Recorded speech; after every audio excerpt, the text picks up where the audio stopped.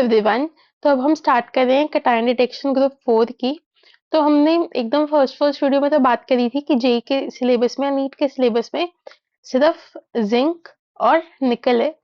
But MN और cobalt की भी एक एक रिएक्शन ही है एंड काफी इंपॉर्टेंट एंड आ सकती है। ठीक है, क्योंकि एक्वा रिजिया भी यूज होता है इनमें से एक में, और एक्वा रिजिया इंपॉर्टेंट रहता है थोड़ा, तो इसलिए हम ये भी डिस्कस कर रहे हैं। तो चलो शुरू करते हैं। तो जैसे तुम्हें याद होगा, हमने पहले भी ऐसे सल्फाइड पीपीटी या फिर इन जनरल हम पीपीटीज को घोलते हैं सबसे पहले किसी चीज में।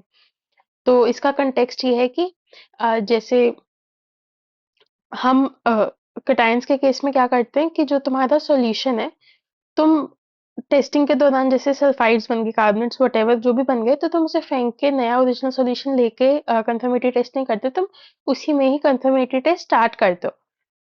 तो अब क्या है, सबसे पहले यहाँ भी तुम HCl में घोलने का ट्राई करोगे।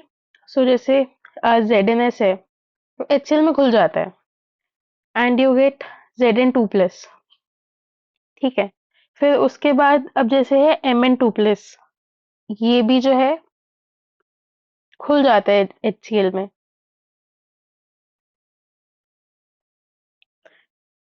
अब बात आती है निकल और कोबाल्ट की, तो ये नहीं घुलता है। अब पता कैसे चलेगा घुल रहे हैं या नहीं? तुमने HCl डाला, नहीं घुले दोनों में ही, तो तुम क्या करते हो, एक्वा रिजिया डालते हो। ठीक है, एक्वा रिजिया भी लिख सकते हैं, फिर ये भी लिख सकते हैं। तो इसमें जाके घुलता है ये, HCl में नहीं घुलता है। ये याद रखना, ये काफी ज्यादा इंपॉर्टेंट बात बता रही हूँ।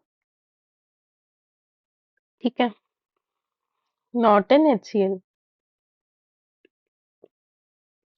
एंड देन कोबाल्ट का भी सेम ही सीन है, ये भी एक्वा रिजिया में ही घुलता है। तो ध्यान रखना, एक्वा रिजिया देखते ही याद रखना कि HNO3 और HCl 1:3 में, HNO3 1 एंड HCl के 3 पार्ट्स, 1:3। यहाँ पे कोबाल्ट 2+। ओके। और हाँ, यहाँ पर मैंने ये देखो पहले से इनके पीपीटी के कलर्स लिख के रखे हैं। सो ZnS वाइट पीपीटी देता है। देन Mn2+ जो है वो MnS2 जो बनाता है, तो MnS जब बनाते हैं वो फ्लैश लाइट कलर होता है and nickel cobalt black colour. ठीक है, तो सबसे पहले अब हम लोग देखते हैं जिंक के लिए कंफर्मेटरी टेस्ट। दो टेस्ट होने वाले हैं इसमें। So first is Zn2+। सो पहला केस लेते हैं, एक पहला test, that is the NaOH test. तो ये तुम्हें याद होगा, इनफैक्ट लाइक दोनों ही टेस्ट तुमने पहले करे हैं, तुम्हें कहीं ना कहीं याद आ जाएंगे। तो एल्यूमिनियम के लिए जब अभी हमने करा था, उसमें भी यही था, पहले प्रेसिपिटेट बन रहा है एंड देन एक्सेस में डिसॉल्व हो जा रहा है। तो यहाँ पर भी वही केस है। सो ZnCl2 है ना, इसमें NaOH डाला, तो ये ठीक है। यहाँ पर इसे उसी कलर से लिखना बेटर रहेगा। यहाँ पर भी व्हाइट प्रेसिपिटेट ही बन रहा है, उधर जेलेटिनस व्हाइट था, यहाँ पे नॉर्मल व्हाइट बता रहे हैं। NaOH डाला, तो पहले पीपीटी बन गई। ठीक है, NaCl तो मतलब ठीक है, बस लिखने के लिए है। मेन बात क्या है कि एक्सेस में, मतलब NaOH एक्सेस में जो है ये डिसॉल्व हो जाता है। सो हमें मिलता है Na2ZnO2 which is sodium zincate. Aluminium के केस में क्या मिल रहा था, सोडियम एल्यूमिनेट। तो ये तो एकदम ही मतलब सेम ही तरह का हो गया। अब नेक्स्ट देखते हैं। ठीक है, मैंने तुम्हें लास्ट वीडियो में होमवर्क भी दिया था कि तुम बताना हम ये पहले कहाँ करके आए हैं। So next is potassium ferrocyanide test. देख रहे हो, ये अभी तक 3 जगह देख चुके हैं हम। तो कलर से लग ही रहा होगा, यहाँ पे ब्लूइश नहीं है, मतलब ब्लू कलर नहीं है, ब्लूइश वाइट पीपीटी है।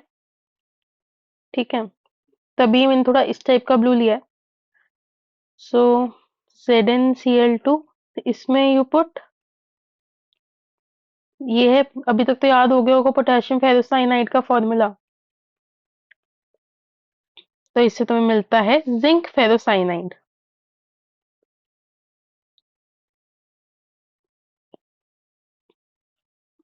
और इसकी पीपीटी मिलती है तुम्हें। आयरन में भी तुमने देखा था कि प्रेसिपिटेट था, पहले एक्सेस में घुल गया था, यहाँ पर ऐसे एक्सेस में घुलने जैसी कोई बात नहीं है। बट कोऑर्डिनेशन कॉम्प्लेक्सेस ज्यादातर सॉल्युबल होते हैं, तो जब इनसॉल्युबल नहीं होते तो वो काफी इंपॉर्टेंट बन जाते हैं।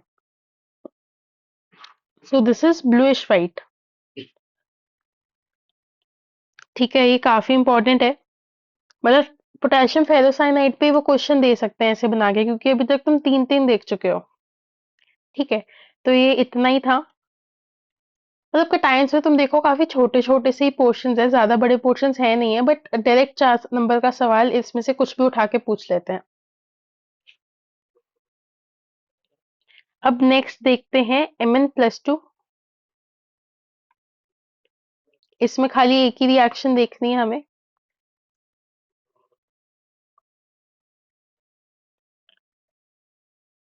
तो यहाँ पर भी हम NaOH के साथ रिएक्शन देखेंगे, NaOH टेस्ट। तो क्या है कि कलर से ही लग गया है तुम्हें कि व्हाइट कलर का प्रेसिपिटेट बनने जा रहा है। तो देख रहे हो यहाँ पर ये जिंक एमन ये सारी हाइड्रोक्साइड प्रेसिपिटेट कर रहे हैं, इसीलिए तो पिछले में हमें OH की कंसंट्रेशन जो है वो लिमिट करनी थी। अब तुम्हें लॉजिक समझ आ रहा है? ये चीज हमने वेट टेस्ट प्रोसीजर में डिस्कस करी थी। ठीक है, ये व्हाइट कलर की पीपीटी बन जाती है और उसके साथ NaCl। अब बट जैसे ये रिएक्शन सारी ओपन में हो रही है, तुम्हें जैसे याद होगा कि NO जो है वो बनता है एंड देन एटमॉस्फेरिक ऑक्सीजन के साथ रिएक्ट करके NO2 बना लेता है। तो Mn ये मैग्नीज का हाइड्रोक्साइड भी ऐसे एटमॉस्फेरिक ऑक्सीजन से रिएक्ट कर जाता है। एटमॉस्फेरिक ऑक्सीडेशन हो जाती है यहाँ, एंड तुम्हें मिलता है MnOOH ट्वाइस। इस ये थोड़ा स्पेशल है दिखने में। ठीक है, मेंस में मुश्किल ही आएगा, एडवांस के लिए ज्यादा फोकस चाहिए, बट फिर भी मेंस वाले भी अपने मन में रखें। So this is hydrated manganese dioxide.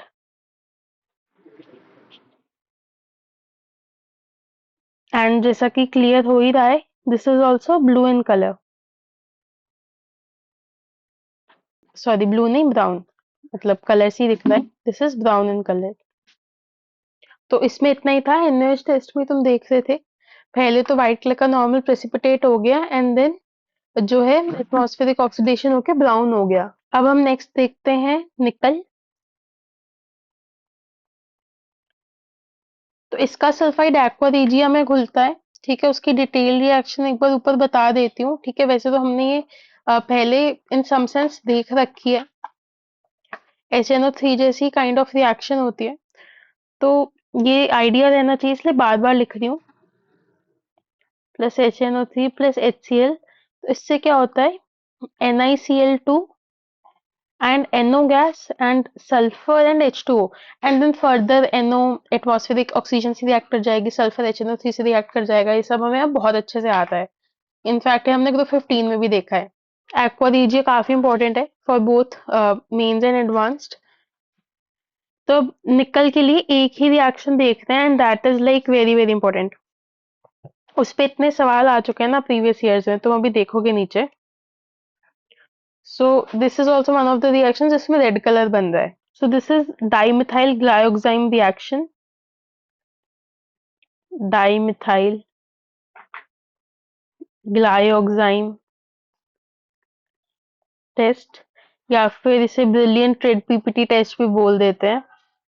ठीक है, तो क्या होता है कि NiCl2 में तुम डालते हो, यहाँ नाम से ही पता चल रहा है डाइमिथाइल ग्लायोक्साइम, रिएजेंट का नाम ही लग रहा है। सो ग्लायोक्साइम क्या होता है पहले तो वो देखो। ग्लायोक्साइम इज, ठीक है, 2 कार्बन वाला जिसमें NOH ऐसे लगा है, एंड डाइमिथाइल। तो यहाँ पर दो मिथाइल ग्रुप्स। हो सकता है वो डायरेक्टली ऐसे पूछ ले, तुम्हें नाम नहीं दे, तो सब चीजें हमें पता रहनी चाहिए, तो इसका एक बहुत ही वंडरफुल कॉम्प्लेक्स बनता है। तो यहाँ पर क्या होता है कि दो ये मॉलिक्यूल्स पास में आते हैं। बेसिकली निकल जो है वो 4 ऑक्सीडेशन स्टेट का एक कॉम्प्लेक्स बनाता है। नाइट्रोजन डोनर होता है उधर।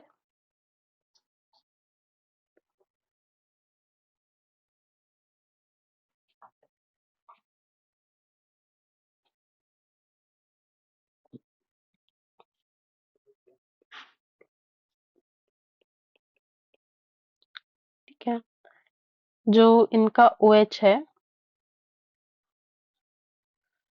और एक O जो है उसका H हट जाता है। देन यहाँ पर भी ऐसे ही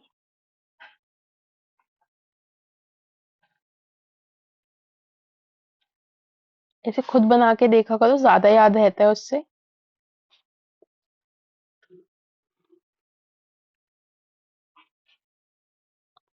यहाँ पर ये हाइड्रोजन बॉन्डिंग हो रही है। ठीक है, तो ये काफी ज्यादा स्टेबल कॉम्प्लेक्स है and this is brilliant red in colour.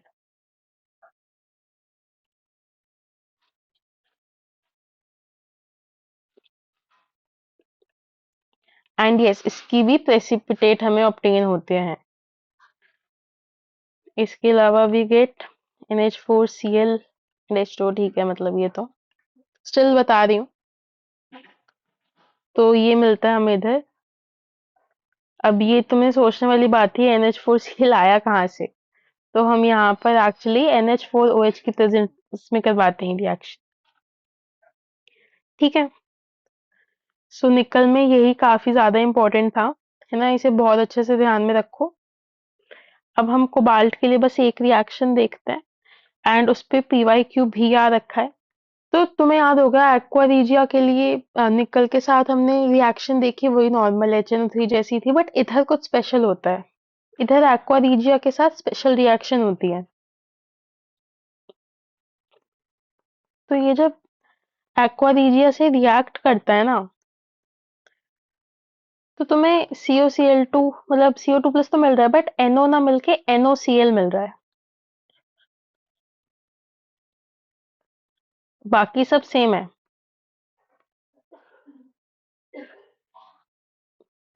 एक ये चीज मेरे को बतानी थी।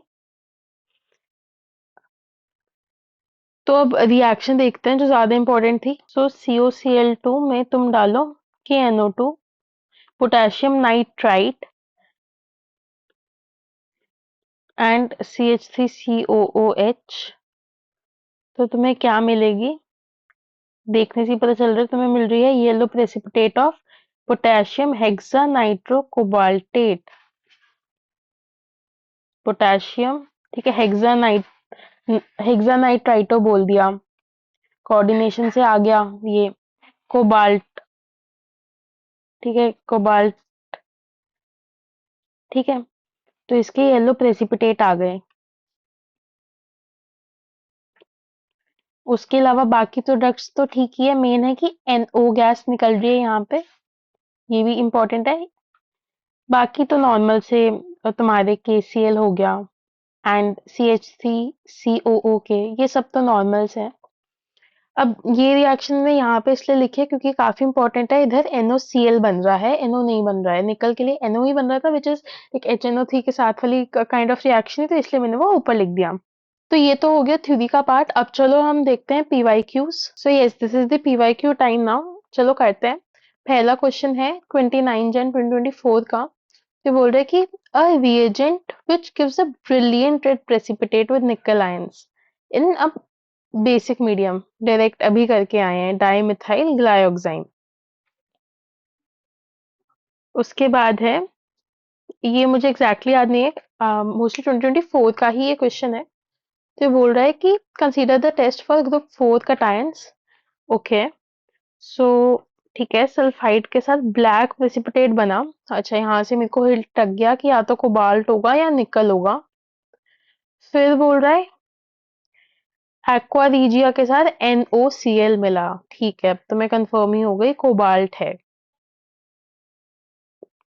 देन वो बोल रहा है कि अच्छा कि NO2 अभी ऊपर देख के आए, येलो प्रेसिपिटेट बना होगा यहाँ पे। तो ये बोल रहे थे spin only magnetic moment value of the metal complex C is. तो यहाँ पर कोबाल्ट 3+ है, यहाँ देखो, यहाँ पर कोबाल्ट 3+ है। अब इसमें मैग्नेटिक मोमेंट तुम कैलकुलेट करोगे, ठीक है, तो ये होमवर्क ले लो। तो जो सबसे पहले करेक्ट मैग्नेटिक मोमेंट कैलकुलेट करके कमेंट में डालेगा, हम उसका कमेंट पिन करेंगे, ठीक है। काफी इजी एक्सरसाइज है, खुद से करना, ठीक है। देन अब हम देखते हैं एन, ये है 2023 का question. So an ammoniacal metal salt solution gives a brilliant red precipitate. मतलब ये आते ही काम खत्म हो जाता है, निकल डाइमेथाइल ग्लाइकोजाइम सब याद आ जाता है। On addition with dimethylglyoxime the metal ion is easy, easy के 4 नंबर। नेक्स्ट क्वेश्चन है 30 Jan 2023 का। So in the wet test for the identification of various cations by precipitation, which transition element cation does not belong to group 4? ये तो अगर तुम्हें detail में नहीं भी पता है ना, सिर्फ वेट टेस्ट प्रोसीजर की वीडियो देख के आए हो तब भी कर लोगे। तो यहाँ देखते ही पता चल रहा है ये ग्रुप 3 का है, तो इसलिए ये है हमारा करेक्ट आंसर। तो देखा, मतलब 1 मिनट भी नहीं लगा होगा ये चारों क्वेश्चन करने में। These are so much easy, मतलब एकदम फ्री के 4 नंबर होते हैं ये। इसमें वो ही होता है बस कि तुम्हें पहले मेहनत डालनी है, तो उस दिन तुम्हारा टाइम सेव करता है। 4 नंबर, मतलब 4 नंबर से तुम्हारी रैंक कहाँ से कहाँ जा सकती है। सो ठीक है, that's all for this video. And अभी एक बार रिकैप कर लेते हैं।